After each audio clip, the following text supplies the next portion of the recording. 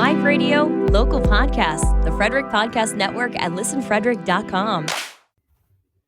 Hey, welcome everyone to this episode of the original sports podcast with Mark Maradei and the Barbershop crew. However, the Barbershop crew is not with me today. I'm doing kind of a special one-on-one for this show today. I'm a huge hockey junkie, and I've got the voice of the Columbus Blue Jackets joining me today, Steve Mears. I listened to him while he was in Pittsburgh with the Penguins. Absolutely loved the way he called the game, and when he moved on to Columbus, I find myself I listen to hockey a lot. I like the visual that I get when I listen to hockey better than anything. And he does just such a great job of painting that picture. So I was really excited when I reached out and he agreed to come on. So stick around, enjoy the show. I hope you're a hockey fan too, because if you're not, you're going to be after you listen to Steve. I can almost assure you that. National Streaming Sports is brought to you in part by BetUs.com, designed for true fans. NFL odds, Week 1 and futures, college football odds, including Heisman Trophy favorites and playoff odds, NBA odds of division winners and playoffs, Major League Baseball playoff and World Series odds, the National Hockey League Conference playoffs and Stanley Cup odds, and boxing wagers. Betting opportunities include versus the spreads and outright winners. Also, during the game, use our link on our website, nessp.info, the Bet Us Opportunities webpage, for a 125% bonus on your first 3 deposits. Must be 21 years old, and remember, bet responsibly. You're going to call anyone that loves you. You're going to ask them if you can use their card to buy concert tickets because your card's maxed out. Okay. If they say yes, you get the tickets. I can't call my parents because they already think I make bad financial decisions. Well, so I think I'll call one of my friends. Okay. I'm a little nervous. I feel tingly. What's your not answer? Giovanna? Yes. I was on SeatGeek earlier and I saw 2 tickets for Olivia Rodrigo at a really, really, really good price. So Oh my God. I maxed my credit card out by accident last week. Do you think I could use yours to buy the tickets? Oh my God, yes. Did I? Yeah, you got the tickets. You got the tickets. I just want tickets. We're going to go to the concert together. Giovanna, I'll call you later. Love you. Thanks for picking up. Oh my God. I'm going to see Olivia Rodrigo. Yes, thank you, SeatGeek. Ladies and gentlemen, boys and girls around the world, it's time to experience the O's on the Original Sports Podcast.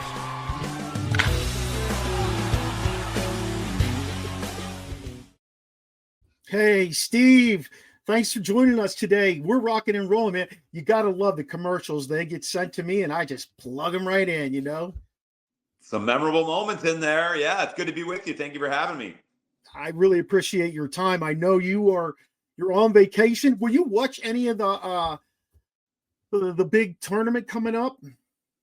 Yeah, the Four Nations face-off. I'll probably watch every minute of it because we haven't had best-on-best hockey in a decade. It's been a long time since the NHL players went to the Olympics or they had some type of a World Cup or some type of international event. It's been a long time.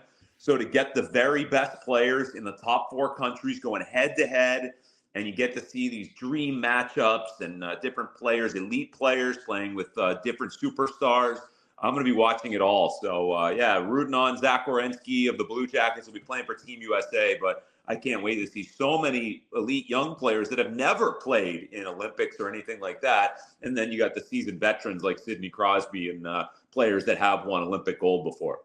I'm really excited myself. My son plays hockey, and I just said to him this morning, I was taking him to something, and I said, dude, do you realize the Four Nations tournament this week? Oh, yeah, when's the first game? And I said, you'll be in school because it's a 1:00 game, I believe, the first game. I said, but I'll be done teaching that day. So, I'll be tuning in. I'll let you know what happens.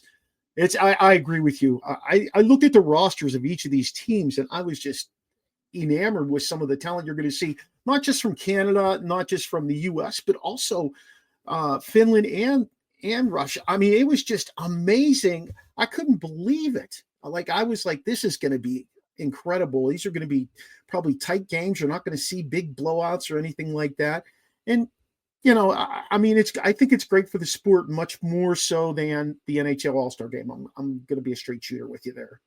Yeah, just because it's competitive. They're going to be intense. These are going to be like mid-season playoff games here.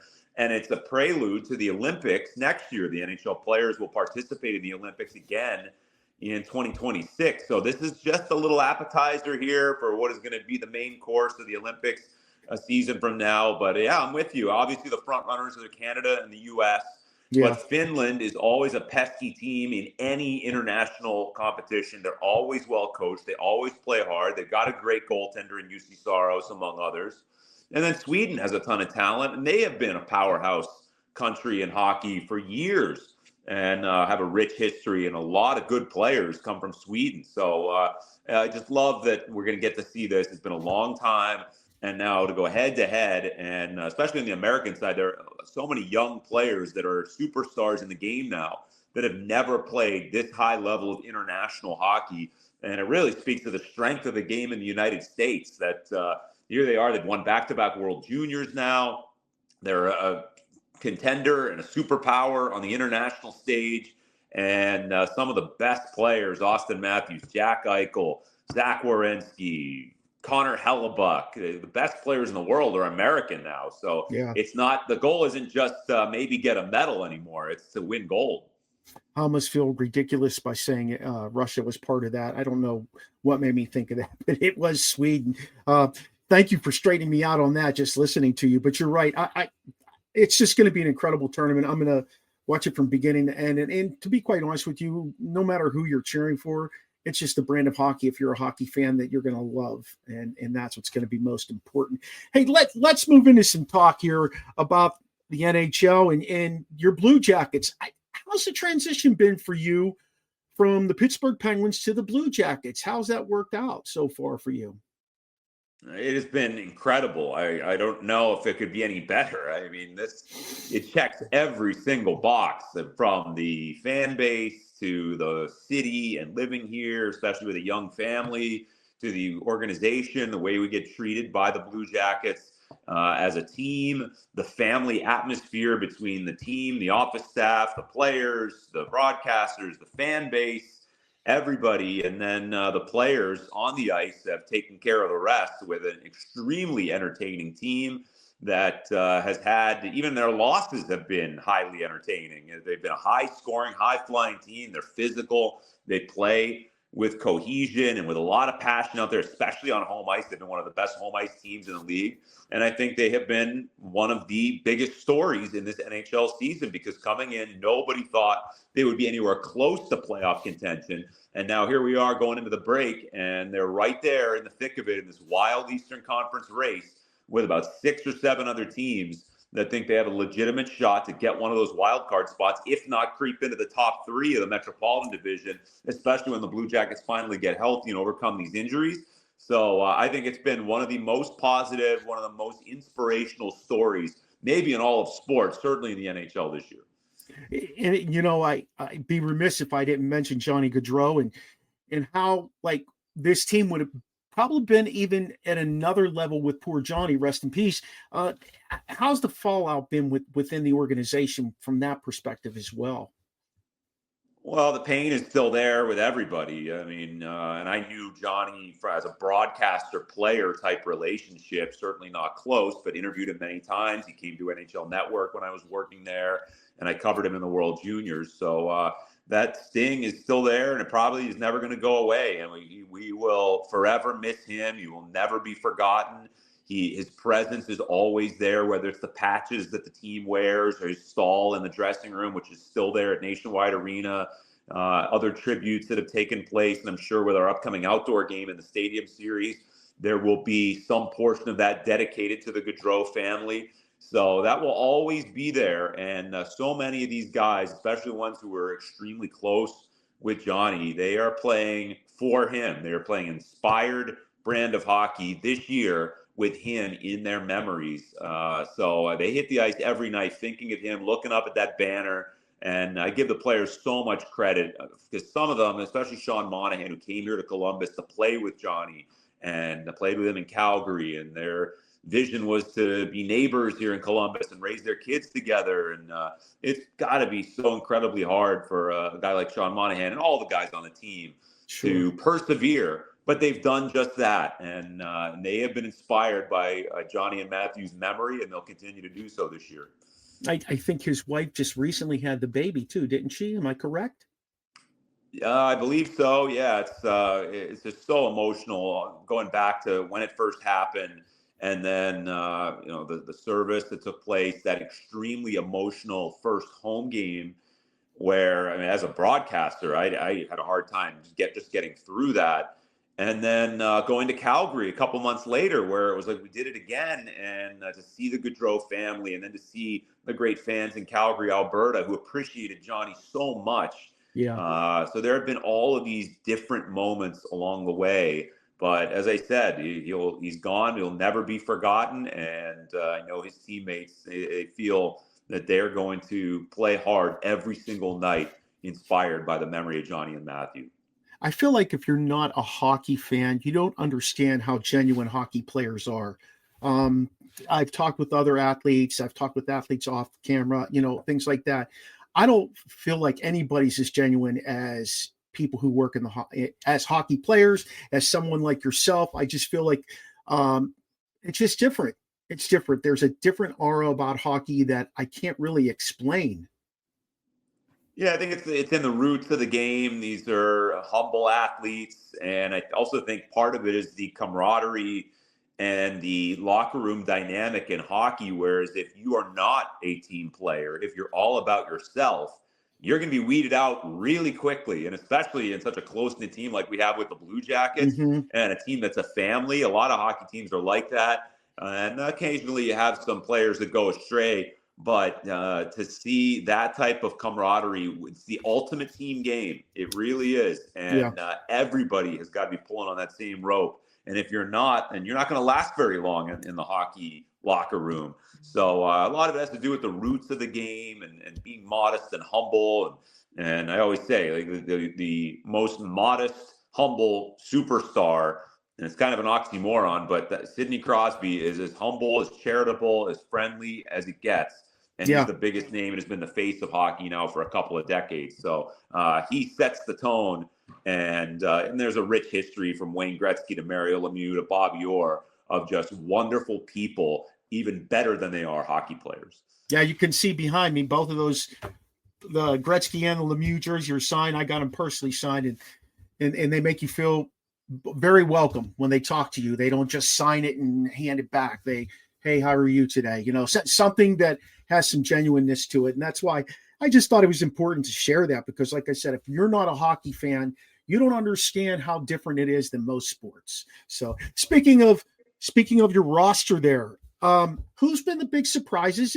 And on the other side of that, who hasn't lived up to the expectation for this team on the rise? As far as big surprise, I think maybe the breakout player is Kirill Marchenko. He's the second leading scorer on the team, and he was a second-round pick, so relatively high, and has had 2 20-goal seasons coming into this one. Now it's a third. But I think to take his game to the next level and to produce the way that he has, unfortunately he's injured right now, but he has been one of the breakout stars of this NHL season. And I knew a little bit about him, always as a fan of his, and just a big body that could shoot the puck really well and make plays, produce points, score goals.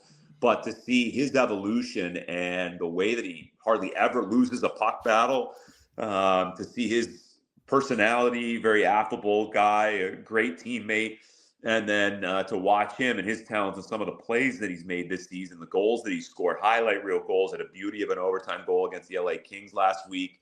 So for me, like, he's maybe the most pleasant surprise, and like as far as a breakout star. And then players that have underachieved, I can't name one. You don't go from being no chance, according to the predictors, of making the playoffs, to right there in the battle and one of the best home ice teams and one of the best stories in hockey if you have some people that are slacking. So I think almost everybody has exceeded expectations, and there aren't any weak links with this team. They've shown they've got a lot of depth. They're 4 forward lines, all are effective. You've got 8 defensemen that you can plug in there, and now you've got goaltending, which has been very good in the last month. And you even have options down the pipeline with prospects and a guy like Jed Greaves, who's playing in the American Hockey League and is really good. He's been good in the NHL too. So you have to have depth, and the Blue Jackets have shown they have it at all the positions.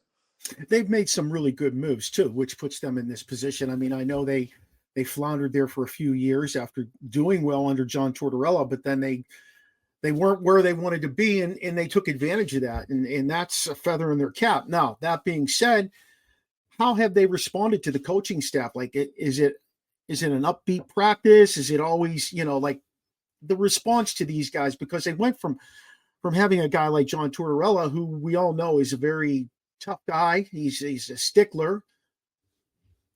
Your thoughts?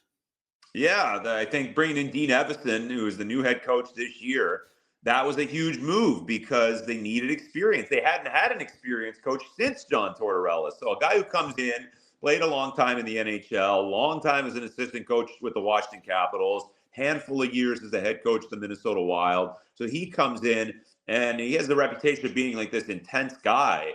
But it turns out he's extremely positive and has a great philosophy and outlook on life and on the game and our place in this whole scheme and what really matters in the world. And I just love his demeanor. And he has not been too hard on the guys. You do see upbeat practices. I think his personality carries over to the group, as is often the case, where the team takes on the personality and the mindset of the coach. So I just love the way that he's approached this year. And he's had to be positive. There's enough to be negative about, unfortunately. And Dean has done a fantastic job of just maintaining the positivity, even after a loss. We just had a loss, real heartbreaker against the New York Rangers. Give up a goal late, and you lose in regulation. You don't get any points, and it's a division rival. And he said, you know what? This team has worked their asses off and has battled every single night. We haven't had that many clunkers, if any at all. I can only think of maybe one or two where they just didn't have the legs, just didn't have the passion. And that's going to happen in 82 games. And, he's not ripping the team or anything like that. He's saying that this group has worked so hard, and you're going to get some bad bounces. We got one in the last game, and you could hit a couple crossbars and just couldn't get that next goal to win it. No fault of anybody's. Everyone was giving them a chance to win from the goaltender on out. So that's the type of demeanor, and that's the type of outlook that I think players really appreciate. The dictator, the crazy screaming disciplinarian behind the bench of the 70s and 80s, those are gone now. I mean, right. You mentioned John Tortorella. Even he has a softer side, and he's kind of mellowed out over the years. And he's demanding, but in a good way. So I think Dean brings a lot of those elements. Dean, I'm trying to think, defenseman for Chicago? Am I right? Dean Evison was a forward. He played for a long time, over 800 games in the league, a long time with Hartford and a couple of other franchises. But he was a hard-working player. He had over 1,000 penalty minutes, scrappy, tough to play against. And I think that's the attitude he's brought as a coach. I couldn't think of where he came from. That was my big hold up there. You just described basically in a nutshell the Detroit Lions when it comes to football, based on your coaching, based on the unity in that locker room. And it's really cool to hear you talk about how there's been a total change in mentality when you're applying coaching to this generation of young guys, because I agree with you. I don't think there's any place for the screaming, the yelling, the demeaning, or anything like that. And it's good. It's good for the game. They need that, and they need these young guys to respond to make these teams better. Otherwise, they will just keep bringing in the same guys. We talk about this on the podcast a lot, how there are so many guys who just get recycled and they don't change their style. They're that guy. They're the guy who's screaming and yelling, and guys don't respond to that. So that's refreshing to hear about him. Let's jump. It's important, and it's a fine line too, because I think you also need a coach with a little bit of bite. You need a presence behind the bench. If you're weak or soft or you're inauthentic, the players are going to see right through you. So the coaches that I want to see, like Tortorella, Mike Sullivan, and Dean Evison, John Cooper has a little bit of that, Paul Maurice, And some are more players, coaches than others. Some are not quite as hard as others, but you have to have a presence. So it's that's the fine line. It's like it's not the 70s disciplinarian, but you better have a presence and a voice in that dressing room. And most importantly, you better be authentic, because if you're not, the players will tune you right out. I looked at one of the most interesting lists today, and it talked about the top 10 coaches that guys don't want to play for. So nobody you really mentioned there was on that list, and that's a good thing. Going forward, though, let's talk about Marchenko and his injury, broken jaw. How long is he going to be out for this? Or is he just going to take a few weeks off that he has and put his little face protector on and go? Yeah, it's I don't think we ever got a timetable, but he did show up in the dressing room just yesterday, and things look somewhat promising that he could be back relatively soon. At the time of the injury, and you heard there was a surgery, you're thinking he's going to be out months, but yeah, he's pretty optimistic. So obviously it's the call of the doctors, and eventually you'll have to wear that extra facial protection. But he seemed optimistic that he could come back relatively soon. I don't know how much wishful thinking that is, but it's just so unfortunate because, as I said before, he's had a breakout season, one of the breakout players in the league, and it's just such a fluke injury. He's sitting on the bench in Dallas, and a puck comes into the bench and catches him on the side of the jaw and leads to a serious injury. So the injury luckily happens at this time where we're looking at a 2-week break. So he's able to heal up. He, along with several other Blue Jacket players, including the captain, Boone Jenner, Dante Fabro's been out, Sean Monahan's out 6 to 8 weeks, all these key injuries. And now we have this 2-week gap where everybody's able to recharge. Even the other guys that have bumps and bruises, and there are many of them, at this time of year with every team, you're able to just recharge, and even mentally just recharge. A lot of them will get away. They'll go on vacation, go somewhere warm, take their mind off the game, at least somewhat unplug from the grind of the season, and then come back on the 22nd, be ready to go. And then it's really going to be a whirlwind. We've got 3 games, and then go to Detroit, preview of the Stadium Series. And then March 1st, we go outdoors, Ohio Stadium, home of the national champions, home of the Ohio State Buckeyes, and playing the Blue Jackets' first ever outdoor game in front of a massive crowd there at the Shoe. And then the following week is the trade deadline. So it's like boom, boom, boom, 3 major things along the way on the NHL calendar. You got to get these guys healthy, though. Again, Werenski just got nicked up a little bit too. I was concerned with whether he was going to be able to play for Team USA.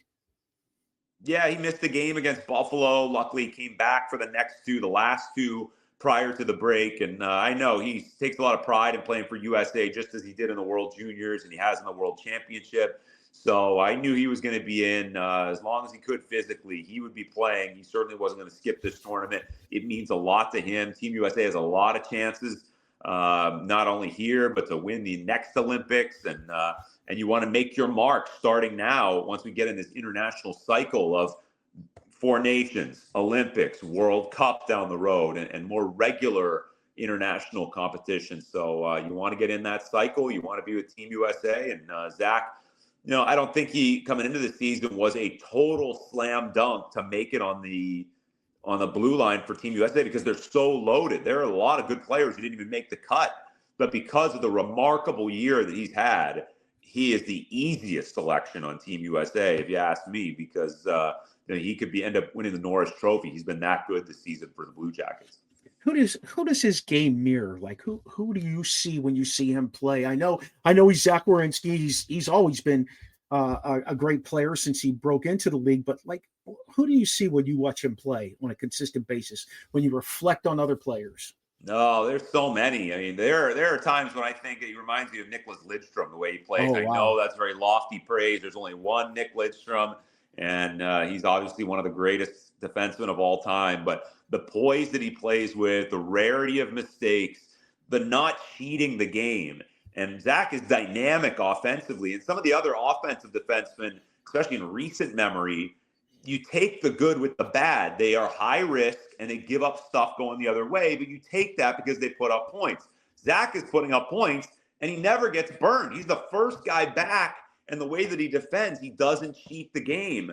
And that, to me, is the most remarkable thing, that you can play that style. It just speaks to his endurance and his skating ability and his smarts. to be able to play in really all three zones and to be reliable defensively when you're up ice and at times almost playing like a forward because of the way the Blue Jackets want to play. But then he's the first guy back defensively. So it's a full 200-foot game that Zack plays. And that's why I think he should be the front runner for the Norris Trophy. Whether or not he leads the league in points by defenseman, which stupidly has been the criteria lately for a certain amount of voters, that whether he leads in points or not, and it's all due respect to the other players who would be in contention because there's so many good defensemen, Makar, Quinn Hughes, but Zack Werenski, the way he's been the MVP of his team, and especially the amount of minutes that he's playing, it could be one of the highest minute totals in like 7 years in the NHL. So to me, at least as of right now, he's the Norris frontrunner. Could you see some Chris Letang in him based on his endurance and some of the things you said? Now, I know Letang has some flaws in his game. He's always had some flaws. Every player has certain flaws, but a lot of the things you described probably were very similar to Letang. Yeah, I think there are some differences, like Letang's skating, and Zack's a great skater too. But I always said Letang's one of the best skaters I've ever seen in my broadcasting career. As a fan, I remember Paul Coffey and Scott Niedermayer. Chris Letang, when he was in his prime and healthy and a little younger, wow, what a skater. And just the way he carried the puck, it was breathtaking. Just he changed the complexion of any game just by his presence and his ability to rush the puck, a one-man breakout, and then creating offense. So, there's some similarities there. Zack is just the smoothness. It's effortless, though. And Letang is the same way. It's just they make it look so easy. And then he gets back to the bench, and Zack is like barely breaking a sweat. He's like barely breathing hard, and he's playing a game. He's playing 26 minutes a night. He's had a handful where he's played 30 plus.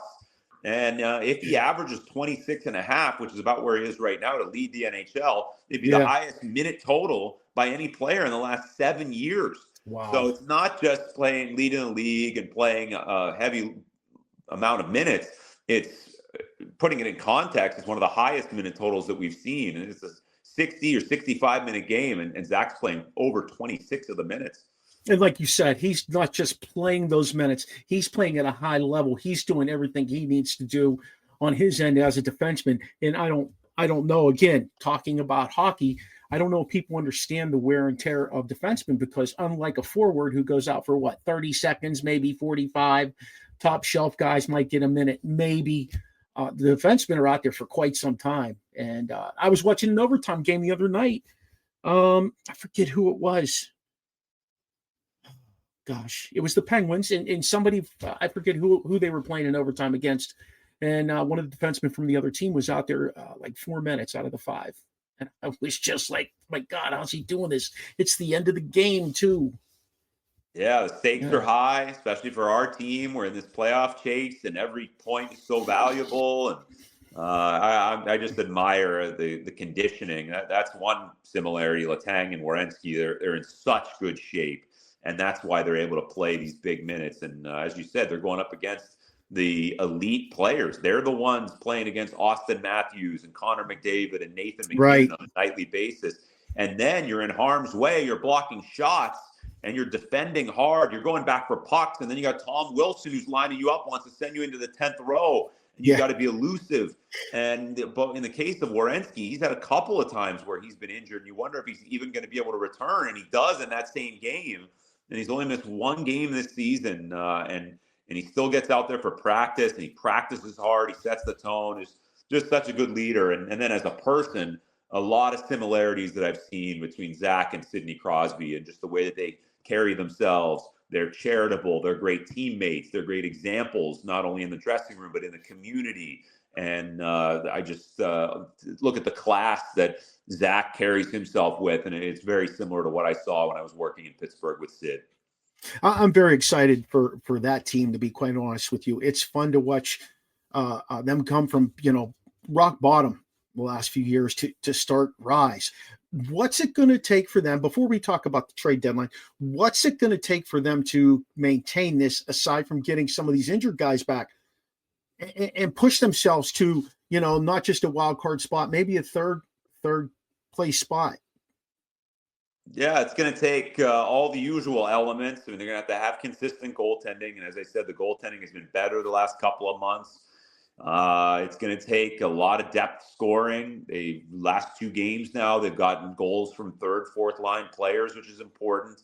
And they do have to have some semblance of health. And they can't just have this litany of injuries all the time. Yeah, it's great to give your all and to have some players who are exceeding expectations and playing higher on the depth chart than they normally would be.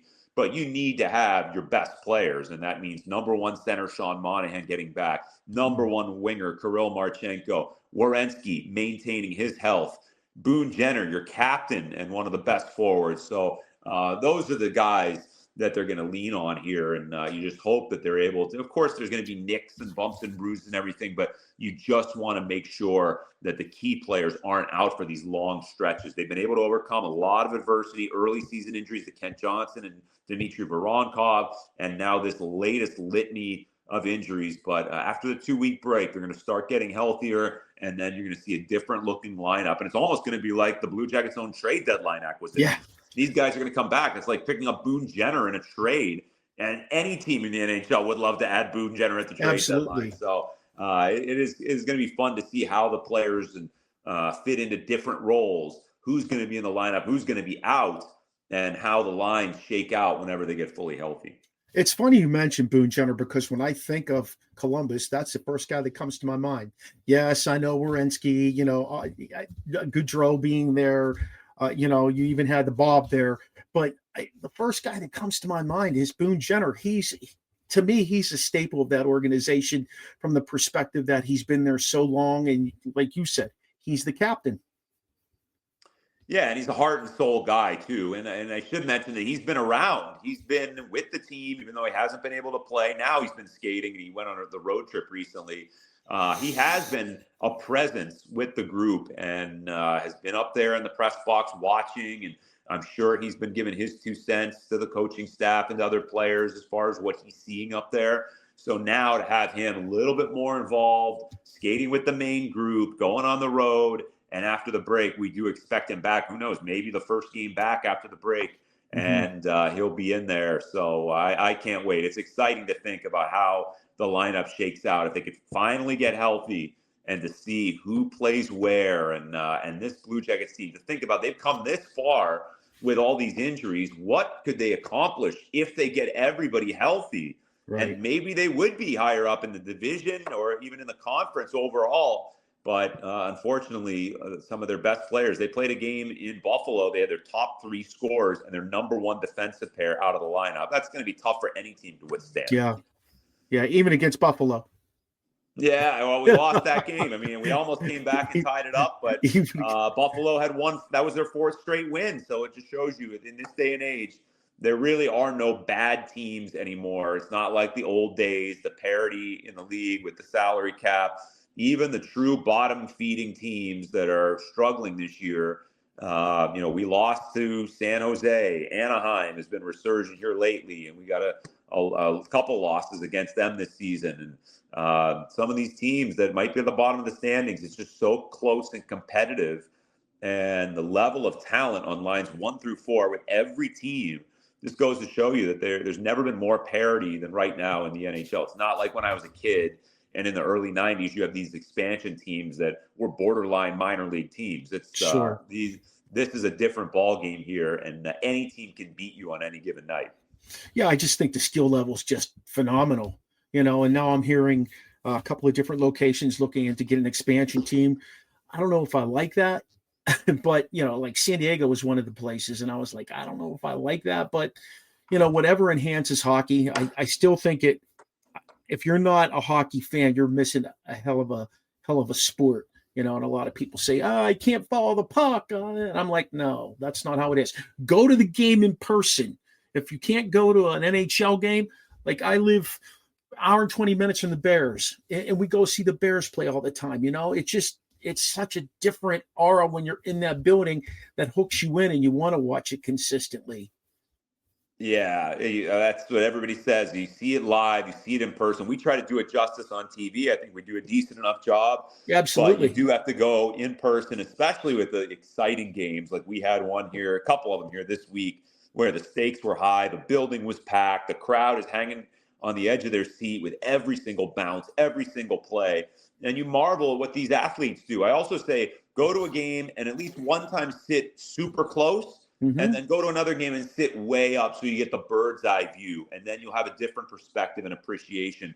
But when you get close and you see the amount of physicality, how big these guys are, how fast and powerful they are, and then the fact that they're playing on these blades that have edges that are paper thin, and you're using not your hands but a stick to try to manipulate a puck that's frozen and is being shot at 100 miles an hour. And at the same time, you got 5 players who are trying to take your head off and line you up for a highlight reel hit. And then you got to try to beat the 6'5" goaltender who covers up almost every centimeter of that 4x6 net. It is the most remarkable sport. It's why I fell in love with it growing up in Western Pennsylvania. And especially nowadays, the speed is off the charts. It's never been faster. And I've been in the league now long enough. I think back to when I started, and you had, there were some tough guys on the fourth line that didn't have a ton of skill, but they obviously had a job to do and weren't the best of skaters. Now, everybody can skate fast. Everybody has remarkable skill.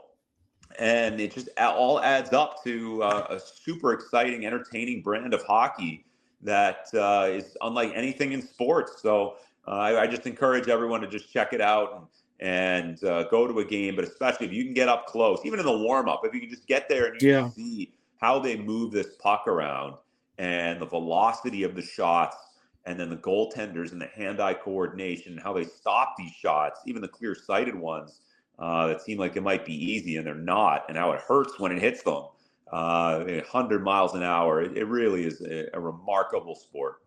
To me, it is fun going down to the ice. My son loves going down to the glass and watching before the games. And it's cool to see, like, all the different quirks they have, like what Crosby does and things like that before the games. It's neat to see how they're so superstitious, but also how easily, like you said, they can move the puck and how easily they skate backwards at a high rate of speed. And, you got to get out there and see it if you haven't seen it. Now, let me ask you this. If the Blue Jackets were in the market at the trade deadline, what do you think they'd be looking for? Well, Don Waddell, the team's general manager, was asked about this recently, and I think he didn't mince any words. He said, we're going to be looking for probably a top 9 forward. So not only are they getting these players back and Boone Jenner kind of like a trade deadline acquisition of their own, but Don Waddell is shopping and is going to probably be buying.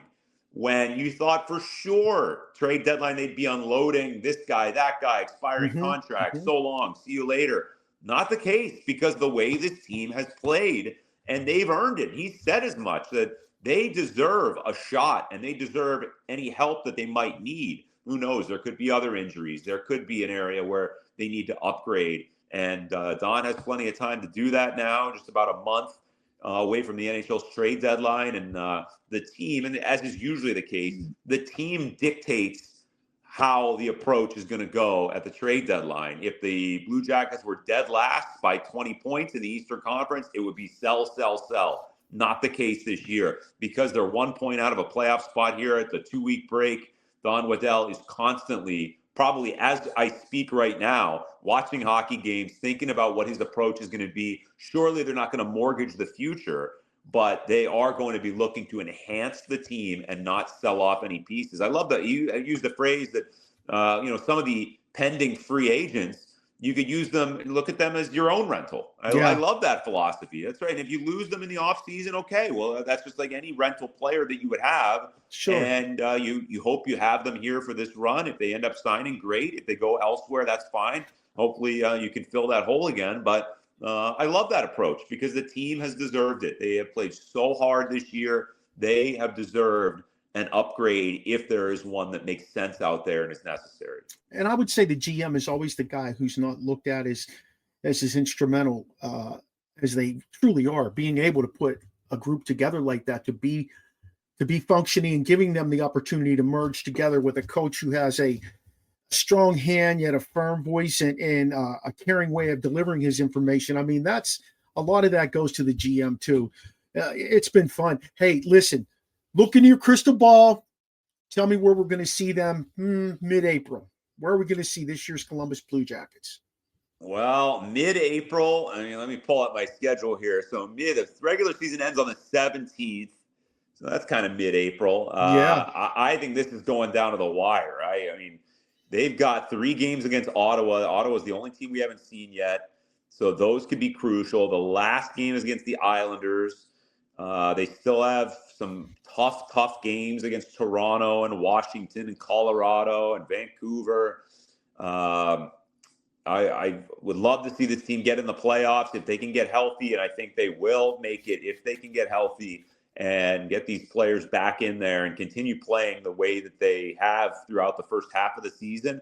I see the team getting into one of those wild card positions, and as you know, you just get in and anything can happen. We've seen 8 seeds win the Stanley Cup. We've seen top seeds get upset. The Jackets had one of the most memorable NHL upsets in league history against the Tampa Bay Lightning a number of years ago. So wild things happen in the Stanley Cup playoffs, but I see this Blue Jackets team, if they can get healthy and stay healthy, getting into the playoffs, and they will be the story of the hockey world if they make it. And then looking ahead down the road, you just hope that they're building. I know they're building to, and Don Waddell has said as much, that his goal is to build a Stanley Cup contender, a perennial Stanley Cup contender, not just one that sneaks into the playoffs here and there and misses the next year. So he's looking down the road 3, 4, 5 years down the road as to building a true powerhouse team and one that can finally bring the Stanley Cup here to Central Ohio. That would be amazing for him and the organization and the fans and yourself. You know, I mean, it's all encompassing when it comes down to winning a championship, and everybody relishes in it, whether it's the fans or whether it's the players. It doesn't matter. You know, it's just a great feeling. I got one personal question for you. Favorite place to travel to and do a game? I always say my favorite city that checks all the boxes is Montreal. Montreal, as far as the city, the food, the people, the game experience, the broadcasting experience. We hang over the ice basically in a gondola.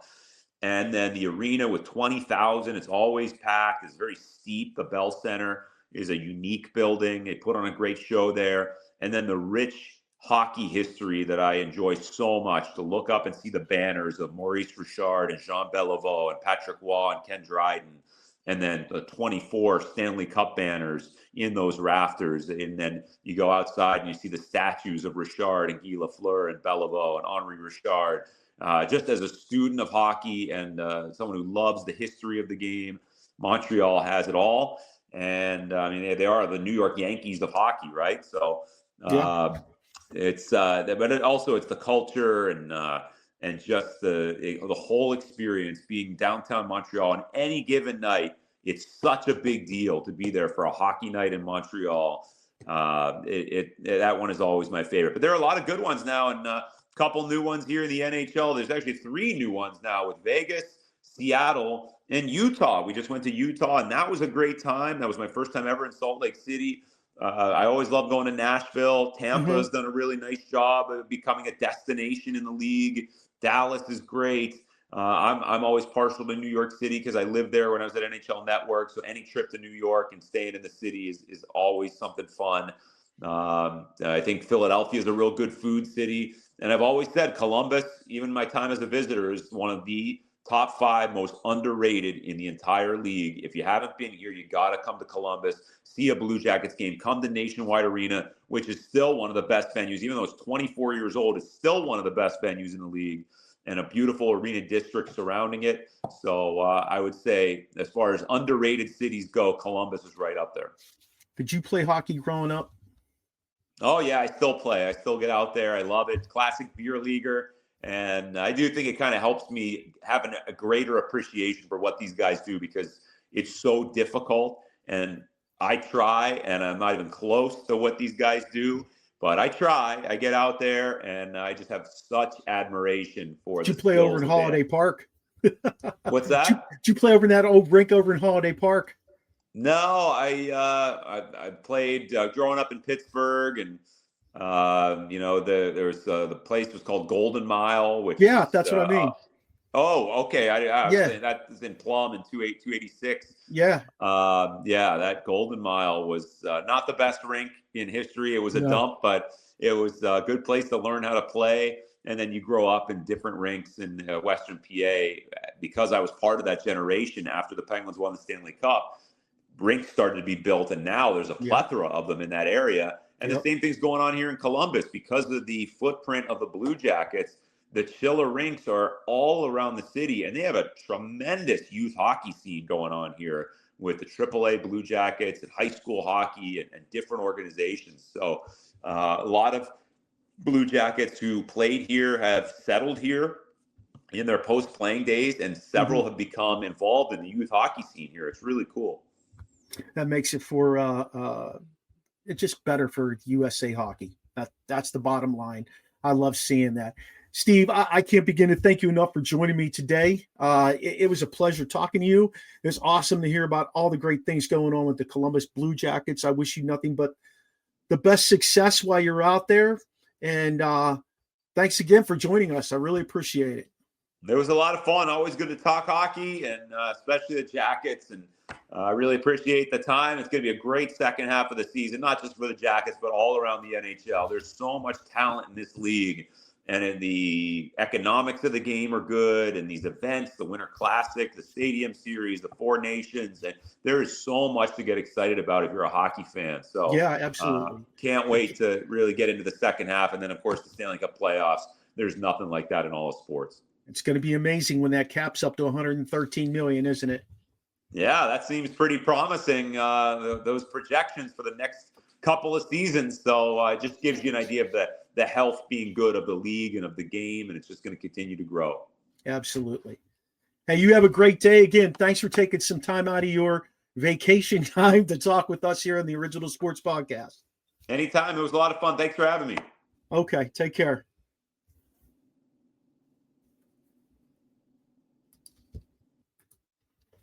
Wow, that was a great conversation with Steve Mears, the voice of the Columbus Blue Jackets.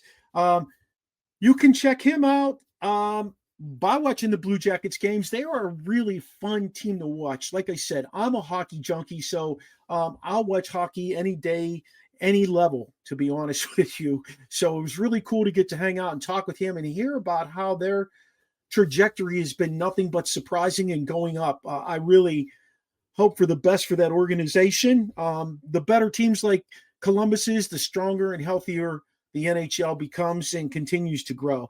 Check us out here on the Original Sports Podcast by looking at our webpage, podpage.com/Original Sports Podcast with Mark Maradei.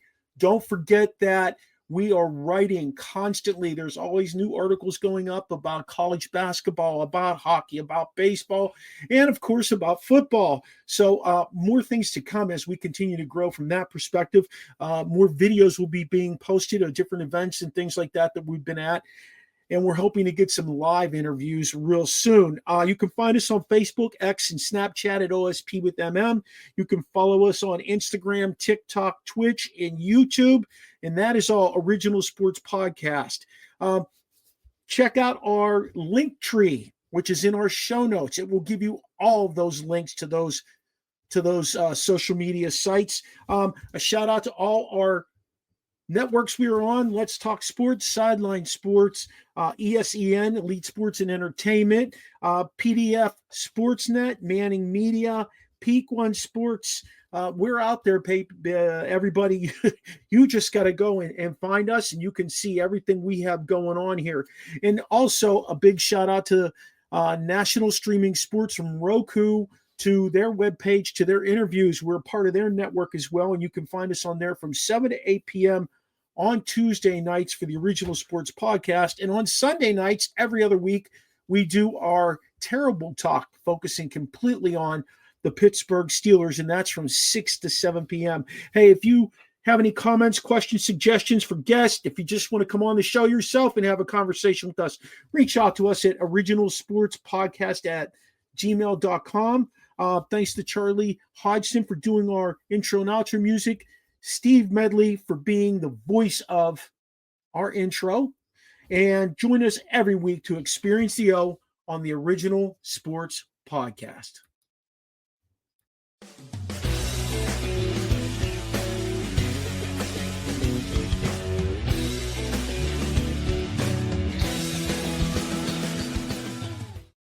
This podcast is part of the Frederick Podcast Network. Learn more at listenfrederick.com.